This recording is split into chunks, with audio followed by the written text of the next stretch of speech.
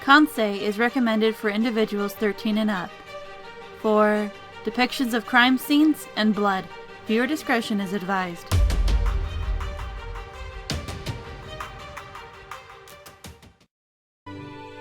The camera descends from the ceiling and pans slowly across us before coming to a stop in front of me. The lens adjusts and focuses on me. Suddenly, another burst of static. No, go away. What? Get him out! Everyone turns around to stare at me. What did you do? I didn't do anything! Stop blaming me for everything bad that happens! Sharon's voice crackles over the speaker again. I'll take care of it right away, sir. What did I do? Sophia turns towards me. Please follow me this way, Kansei. I didn't do anything. Please follow me this way, Kansei. Sophia repeats her request, but her voice sounds much more tense. Fine, I'm coming. God, what did I do? What did I do?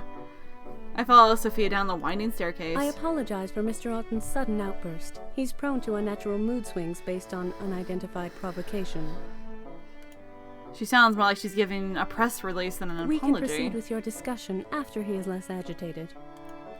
You're not kicking me out? Mr. Otten called for you. Once he settles down, he'll want to speak with you again. Until then, please make yourself at home while I go to work out the details of this visit with your associates. She turns and heads back up the staircase without waiting for a response from me. I collapse on the stone bench with a sigh. I really can't catch a break, can I? Are you okay? Aki followed me down the stairs. She looks concerned. No worries, I'm fine. After all, crazy old men yell at me all the time. She smiles, and I think I hear a small giggle escape her lips. At least she's amused. Yeah, sorry about that. It's hardly your fault, no need to apologize. Just sympathizing with you. Right. That part of your Kansei, or are you just trying to be nice? What do you think? It's no good. Mr. Otten's refusing to come out. It's all my fault! Naoki and Lee May join us in the front Detective hallway. Gursky is still up there trying to talk to him, but he won't listen to reason. Any idea what's going on up there? No, I can't think of anything I've read that's like this. I don't know what you did, but you've got Mr. Otten bunkered up in there pretty good. I didn't do anything. You saw me. Yeah, I saw. It doesn't make any sense, though. He seemed pretty insistent about talking with us today. Lee May, what do you think? Aki turns to the young girl. Lee May closes her eyes. It's almost like she's ready to drift off to sleep. He's scared. Yeah, we figured that much out already. Anything else? What about when he first reacted? She inhales and lets out a tiny breath. He was not surprised. Not surprised? That's strange. Does that mean he expected to see me? But if that were the case, my thoughts are interrupted by a new voice. Whoa. Hey, I didn't know we were having guests today. Oh, hey dude, what's going on? A young man, probably in his teens or early 20s, is staring at us from the hallway. His gaze passes over Lee May, Aki, and Naoki before resting on me. Way to go. He gives me a thumbs up. What? I don't know how you managed to get 3 at once. That's a pretty sweet haul of chicks, man. Who? Them? But I'm a guy. And you're adorable. Don't listen to him. Aki holds back a snicker. Well, crap. He shrugs and regains his composure quickly. Well, I've seen worse. Don't listen to him, Naoki. You're adorable. What's that supposed to mean? Let's see. A bunch of people hanging out in the lobby for no reason. That's an easy one. Uncle called you out here, and now he's having a hissy fit and making you wait. Am I right? Got it in one. And you must be Liam Otten. This guy is Liam Otten. I guess you can see why Marissa mistook me for him. We look like we could pass as brothers. I feel a little insulted that she'd equate me with this guy, though. Everything about him screams slacker. He doesn't look like he's had a hard day in his life. I'm Liam, alright? But who are you? You definitely don't look like business partners. Uncle's not the kind of guy who lets just anyone enter. He's all crazy paranoid that way. If he's as paranoid as you say, why are you here? Aki ignores Liam's question and counters with her own. Liam shrugs. I'm family. It's not like he's got a choice. Despite his casual air, I detect a hint of smugness around him. He probably enjoys feeling that like he's above us. I've known this guy for about 10 seconds and he already ticks me off. Naki looks like he agrees with me, but it's clear he's trying to hide his feelings. Aki, on the other hand, doesn't seem bothered at all. So you're visiting your uncle today? No, I live here. He looks a little hurt that she'd assume otherwise. Really? That's even cooler. Must be kind of boring for you, though. Huh? I was looking around earlier, and nearly all the doors are locked. His wounded expression quickly transformed into one of pride. That's because you're a visitor. A visitor. You don't get many access privileges. Ugh. I'm allowed in, like, every room in the house. Oh, like? Oh. Like? So, not all of them. Aki's eyebrows shoot up. She definitely looks interested. Yeah, well... Liam looks to his side and mumbles. There's like a lock on his office in the security room. Those rooms are pointless anyway. Oh, well, if that's all. Aki shrugs casually and Liam relaxes his shoulders. I glance at Naoki. He's staring at some invisible point on the ground, trying his best not to be in this conversation. Poor guy. Aki leans toward Liam and tilts her head as if to whisper in his ear. Hey, can I ask you a question?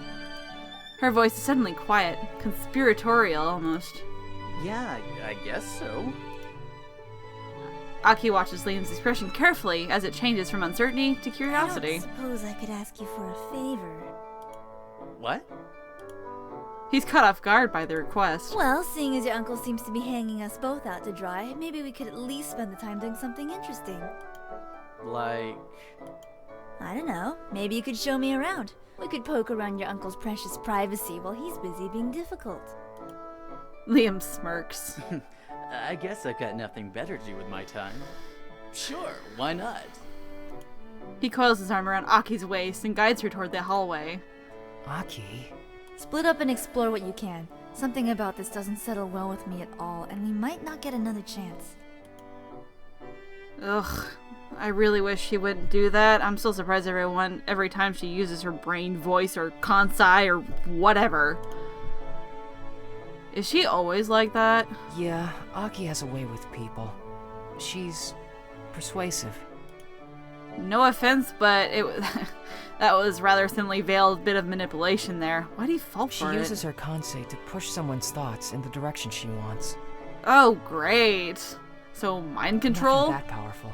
Just subtle suggestions, like a whisper in the back of your mind.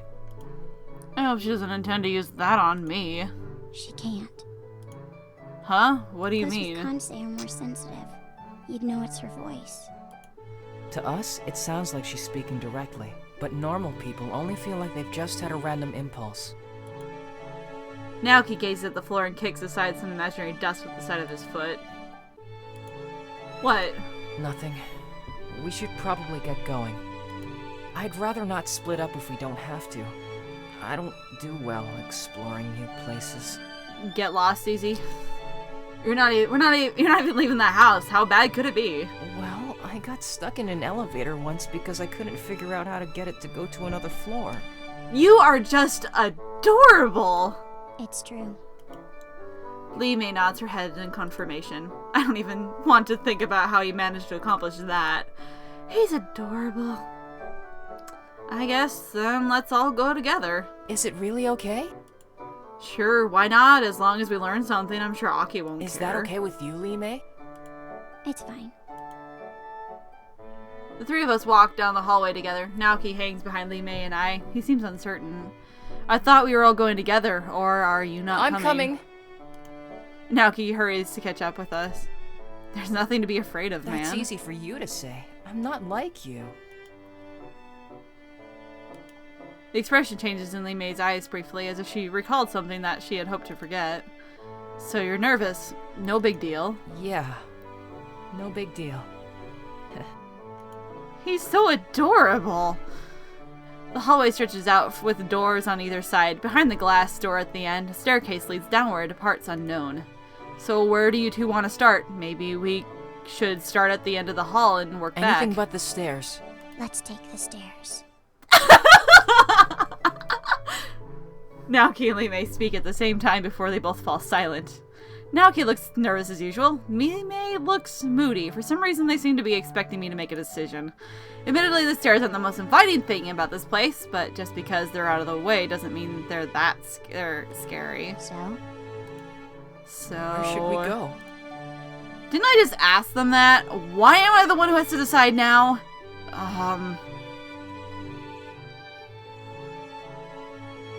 It's not as if we won't have to check all these places eventually anyway. I guess let's say the staircase for last. Let's go to the last door on the right. Sounds good to me. Eventually, the Lee Mei doesn't say anything. It seems like she's disappointed. I'm sorry, but he's adorable, okay? As soon as we step into the room, I regret my choice. Oh, Kanai. God damn it! I was hoping never to see you again. Marissa Klein stands up from the couch she was perched on and rushes towards me as if we were old friends. I'm so sorry about before. No hard feelings, right? Yeah, sure. Marissa's eyes grow wide at the sight of Lee Mei. Oh my! Aren't you adorable?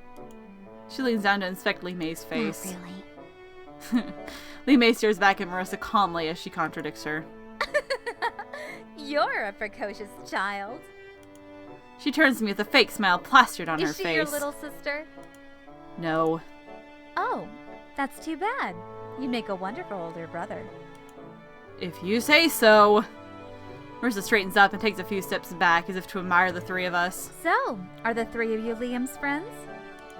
No, we're just here to talk with Mr. Otten about things. Oh, what kind of things? Marissa's eyes light up with burning curiosity. I suddenly feel uncomfortable sharing any information with her. Just things. It's nothing. Oh, you can tell me. I promise I won't tell anyone. You are a reporter. Of course you're going to tell people. She winks and places a finger to her lips as if to prove she won't talk about whatever secrets we might divulge.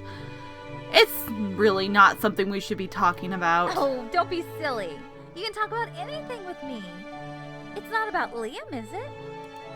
You know what? We're done here. I'm really not interested in continuing a conversation with such a shallow and annoying person.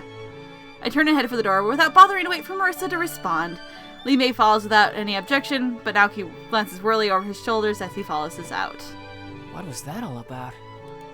It's nothing. That definitely wasn't nothing. You lashed out at her for no reason. Yeah, hey, I had a reason. She annoyed me. She's a reporter. Get it? She's not interested in us, just the story. She's such a two-faced liar. Naoki sighs. Lots of people lie, though. Especially the people we have to deal with. That's not really an excuse to be unkind. He looks disappointed. We have to be better than this. Romantic idea, but that doesn't cut it too well in the real world. Well, should we keep exploring the house? Yeah, let's get... Oh no. Ugh. Whoa, Whoa, are you okay? I... don't feel so good. What's happening? What's going on? I feel my stomach churning. Lee Mei looks ill too. Please don't. Scared. He's scared. Who? Kangai? I clutch at my stomach. Everything feels so light. It's Mr. Otten. I race down the hallway, so clutching at my stomach. Mr. Otten!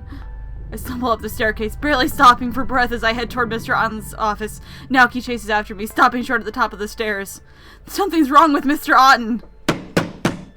I rush to the door and pound on it frantically. Mr. Otten! Mr. Otten!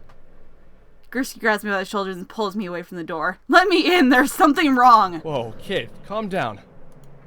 I feel like I'm about to throw up, but I doubt Detective Gursky would appreciate that. He's not okay. Gursky stares at me for a moment. He looks torn. I can tell he's not exactly ready to trust me yet, but I think he also feels like something is wrong. Finally, he turns to Sophia. Mr. Otten has been unusually quiet for a while. Are you sure everything is okay? Is there any way we can force ourselves in? Sophia doesn't look pleased by his request. It's certainly unorthodox. I don't think Mr. Otten would be pleased. I think he'd be even less pleased if he needed medical attention and we didn't get it to him. Sophia sighs and Very nods. well. The only way to open the office without express permission is to reset the security system. And how exactly does one do that? Someone needs to reboot the system manually, then someone else has to enter the restart code within 10 seconds of the system being rebooted. Sounds complicated. It's meant to provide maximum security for Mr. Auden. Well, that maximum security has led to his death. I'm the only one here who knows the code, so someone else will have to go to the basement to reset the power.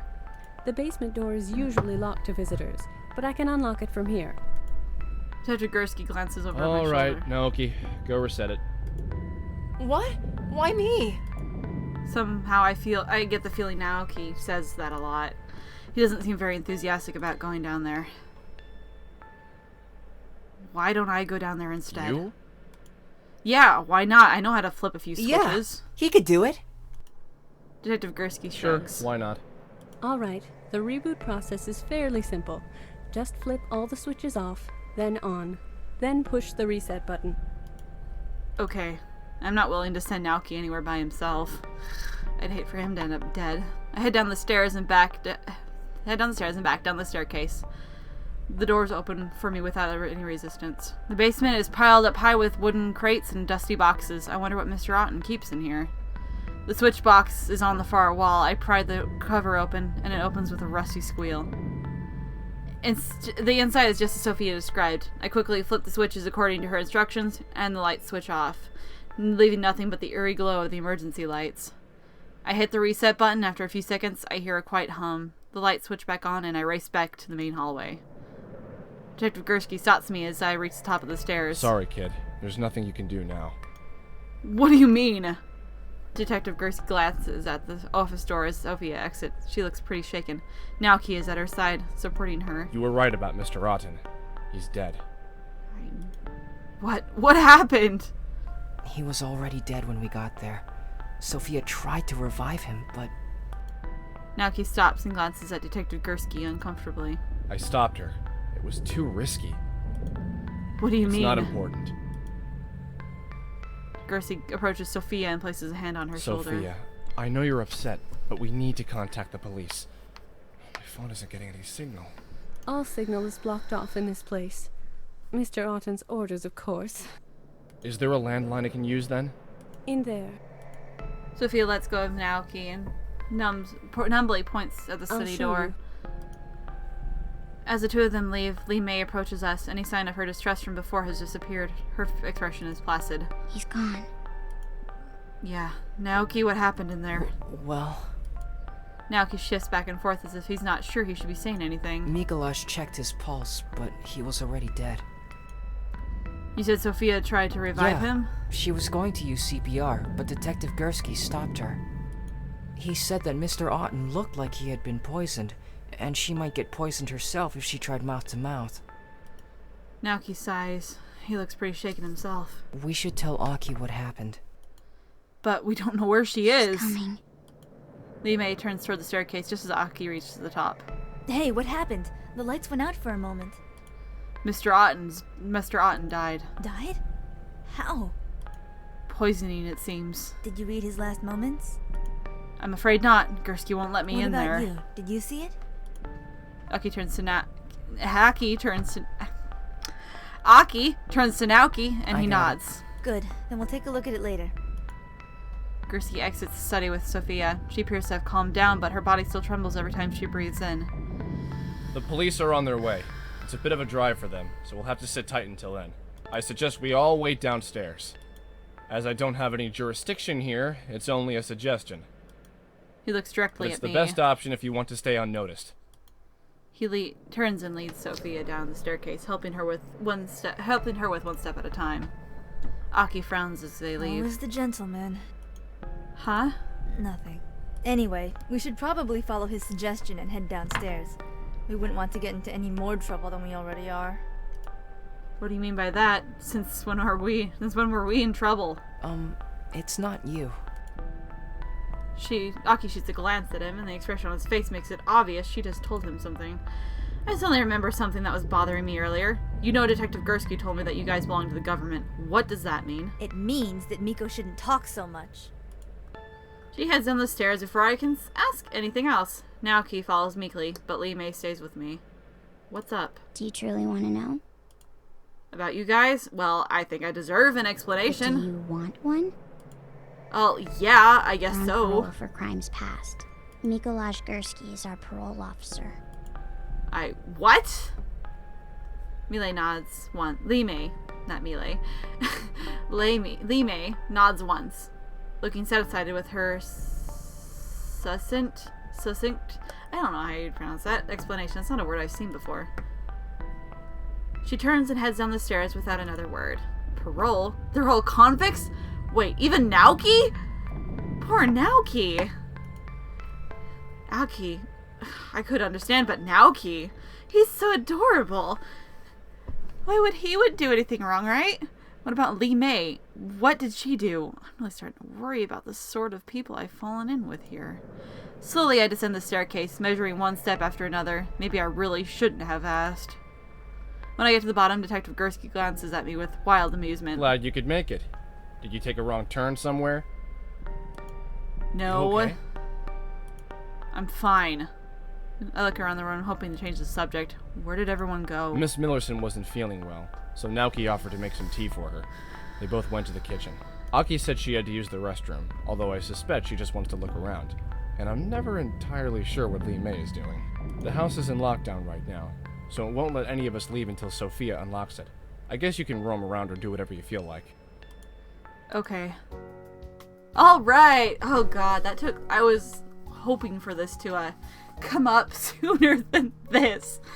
Oh, okay. Anyways, I guess I can finally end this episode. I might end up having to split it in half or something.